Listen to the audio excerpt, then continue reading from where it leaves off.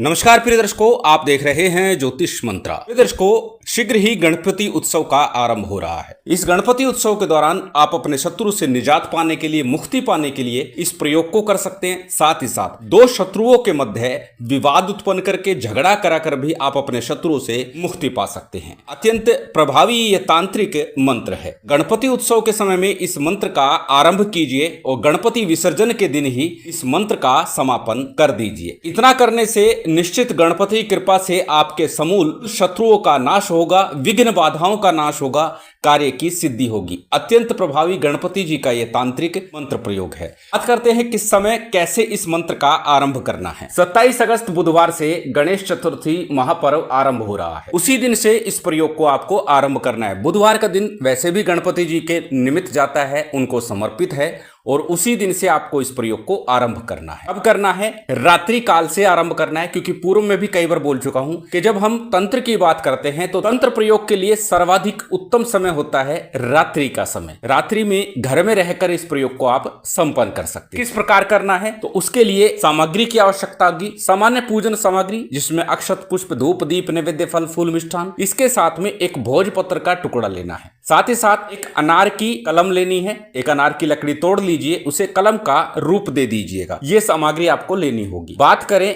कि इस कलम से लिखेंगे क्या और किस चीज से लिखेंगे। इस कलम से ही उस मंत्र का प्रयोग करना है। मंत्र को लिखने के लिए लाल चंदन का प्रयोग करना है। यदि लाल चंदन उपलब्ध नहीं है तो हल्दी से भी आप इस मंत्र का विधान कर सकते हैं। अब कैसे करना है, किस प्रकार करना है, सभी सामग्री स्क्रीन पर है। इसका स्क्रीनशॉट लेकर रख सकते हैं। सामग्री को नोट कर लीजिए। सामान्य सी सामग्री है, पूजन सामग्री जैसे मैंने बताया। जो भी आपके पास व्यवस्था हो, जितनी व्यवस्था हो वो पूजन सामग्री ले लीजिएगा। कि बार बार बोलता हूं, वैदिक और तांत्रिक मंत्रों की बात होती है तो थोड़ा सा पूजन विधान अवश्य करना चाहिए। साबर मंत्रों में मैं पूजन विधान थोड़ा बताता हूं। पूजन विधान करने से मन एकाग्र होता है, हमारा प्रयोग पूर्णता की तरफ शीघ्रता से बढ़ने लगता है। इसीलिए सामान्य पूजन विधान पंचदेवों का कर लेना चाहिए। गुरु गणेश आदि का पूजन करने से निश्चित आपके प्रयोग को सफलता प्राप्त होती है। किस प्रकार करना है, जैसे मैंने बताया, रात्रि का समय ही इस प्रयोग के लिए उपयुक्त होगा। रात्रि में सूर्यास्त के बाद आप कर सकते हैं, संध्या काल में भी, यदि आपको रात्रि में समय नहीं लगता। अन्यथा रात्रि 10 बजे से लेकर 2 बजे के मध्य का समय, जिसे तंत्र शास्त्र में महानिशा काल कहा जाता है, तुरीय संध्या कहा जाता है, उस समय में इस प्रयोग को आपको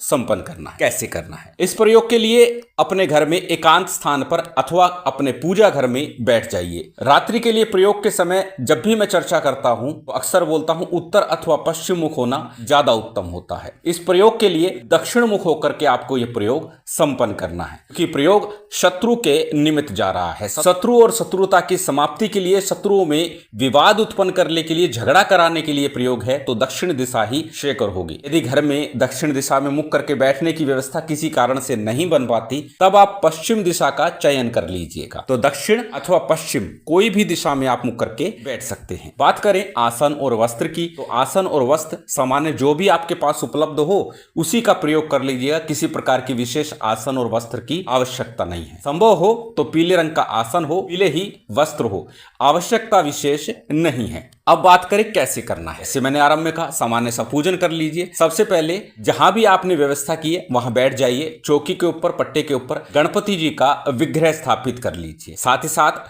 अपने गुरु का या अपने इष्ट देव का विग्रह भी, चित्र भी स्थापित कर लीजिएगा। उसके बाद सबसे पहले शुद्धि आचमन कीजिए, फिर दीप प्रज्वलित कर लीजिए। दीपक घी का हो श्रेष्ठ होगा, अन्यथा तिल तेल का प्रयोग बड़े प्रेम से कर सकते हैं। सबसे पहले शुद्धि आचमन किया, दीप प्रज्वलित कर लिया। दीप प्रज्वलित करने के बाद संकल्प लेना है, किस कामना से, किस कार्य से आप ये प्रयोग करना चाह रहे हैं। संकल्प के लिए दाहिने हाथ में अक्षत, पुष्प, जल इत्यादि ले लीजिए। अपना नाम बोलिए, गोत्र बोलिए, उस दिन का तिथिवार नक्षत्र बोलिए और फिर अपने शत्रु का भी नाम उच्चारण कीजिए कि उस शत्रु को पीड़ा देने के लिए, कष्ट पहुंचाने के लिए या फिर दो लोगों में झगड़ा कराने के लिए आप इस प्रयोग को करना चाहते हैं। संकल्प के उपरांत संकल्प के लिए लिया गया अक्षत, पुष्प, जल किसी थाली प्लेट में अथवा दीपक के सम्मुख छोड़ दीजिए। इसके बाद गणपति जी का गुरु का कुलदेव, पितृदेव, स्थान देव, अपने इष्ट देव का सामान्य पूजन कर लीजिए। जो भी व्यवस्था, जैसी व्यवस्था आपकी है, सामग्री जो भी आपके पास उपलब्ध है, पूजन विधान आपने संपन्न कर लिया। आज का मंत्र तांत्रिक मंत्र है, परंतु जब जब किसी मंत्र विधान की चर्चा करता हूं तो बार बार बोलता हूं, जब भी कोई मंत्र विधान करे,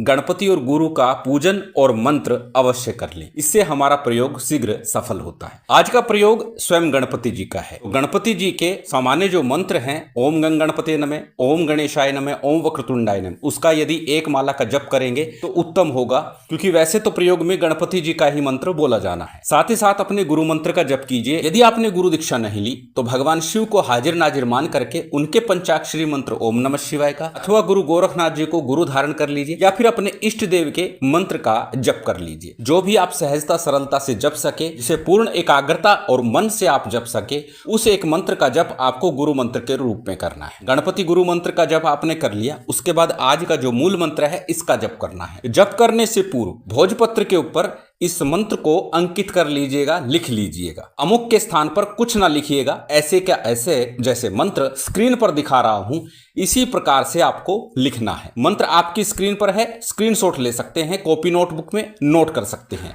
मंत्र को एक बार बोल करके बता देता हूं। मंत्र इस प्रकार है, ओम ग्लोम गणपते देवदत्त शत्रु विद्वेषणाय फट। ओम ग्लोम गणपते देवदत्त शत्रु विद्वेषणाय फट। इस मंत्र का ही आपको जप करना है। इस मंत्र का जप करने से पूर्व इस मंत्र को लाल चंदन अथवा हल्दी से, अनार की कलम से लिख लेना। लिखने के बाद ही अपने सामने इसको रख लेना और फिर इस मंत्र का जप करना। अब मंत्र जाप कितना करना है? मंत्र जाप नित्य प्रति 11 माला का करना है। मंत्र जाप के बाद में भगवान गणेश की आरती कीजिएगा। आरती के बाद नैवेद्य अर्पित कीजिएगा। जो भी भोग हो वो अच्छा है, लड्डू का भोग हो सर्वोत्तम है, अथवा बताशे का भोग अग्नि पर दे सकते हैं, शक्कर का भोग भी लगा सकते हैं। कहने का अभिप्राय है, बाध्यता नहीं है कि हमें यही भोग रखना है, तो अंतिम दिन जब आप इस प्रयोग को पूर्ण करेंगे तो आपको नैवेद्य मोदक अथवा लड्डू का ही भोग लगाना है। भोग लगाने के बाद जलाचमन कराइए, क्षमा प्रार्थना कीजिए, आसन को प्रणाम कीजिए, उठ जाइए। ये भोजपत्र वहीं रखा रहने दीजिए। गणपति विसर्जन के दिन ही इस भोजपत्र को आपने उठाना है। अब नित्य प्रति 11 माला का जप करना है, भगवान गणेश की आरती करनी है, भोग लगाना है, क्षमा प्रार्थना करनी है, आसन को प्रणाम करना है। इस प्रकार आपका यह प्रयोग पूर्ण होता है। अब जानते हैं इस प्रयोग को पूर्ण किस प्रकार करना है, भोजपत्र का क्या करना है। जो भोजपत्र के ऊपर मंत्र लिखा हुआ है उसे किसी चांदी के तावीज में भर करके पूजा स्थल पर ही सिंदूर में रख दीजिए और किसी अन्य भोजपत्र के ऊपर इसी मंत्र को अंकित कीजिए। क्योंकि यह मंत्र सिद्ध हो चुका है, इस मंत्र को अंकित कीजिए। अमुक के स्थान पर अपने उस शत्रु का नाम लिखिए। 2 शत्रु हैं तो दोनों का नाम लिखना है, डैश लगा करके, एक का नाम पहले दूसरे का नाम बाद में, इस प्रकार नाम लिखना है। और फिर इस नाम को लिखने के बाद में भोजपत्र को ले जाइए और किसी वीरान सुनसान स्थान पर गड्ढा खोद करके अग्नि जलाइए, उसके अंदर इस यंत्र को डाल दीजिए। डालने के बाद जब अग्नि शांत हो जाए उसके बाद गड्ढा भर करके पत्थर रख करके आ जाइए। जब तक ये पूर्ण रूप से जल ना जाए तब तक आप वहीं खड़े रह करके इस मंत्र का लगातार जप करते रहिएगा। अमुक के स्थान पर उन 2 व्यक्तियों का नाम बोलते रहिएगा या अपने शत्रु का नाम बोलते। इस प्रकार आपका यह प्रयोग पूर्ण होता है। अत्यंत सरल विधान, शत्रु से मुक्ति पाने का है और निश्चित भगवान की कृपा से आपका ये कार्य पूर्ण होता है। सभी कुछ लिखित रूप में दिया जाता है, तो कृपा लिखित रूप को भी अवश्य देख लीजिएगा, उसके बाद ही प्रयोग कीजिएगा। शिव शक्ति की विशेष कृपा आप सभी को प्राप्त हो, यही कामना है। उम्मीद करता हूं आज की ये जानकारी, ये वीडियो आपको अच्छी लगी होगी। यदि अच्छी लगी हो तो कृपया लाइक कीजिएगा, शेयर कीजिएगा। यदि चैनल पर नए हैं तो सब्सक्राइब कर बेल आइकन बटन दबा दीजिएगा। जय माता दी, जय श्री राम।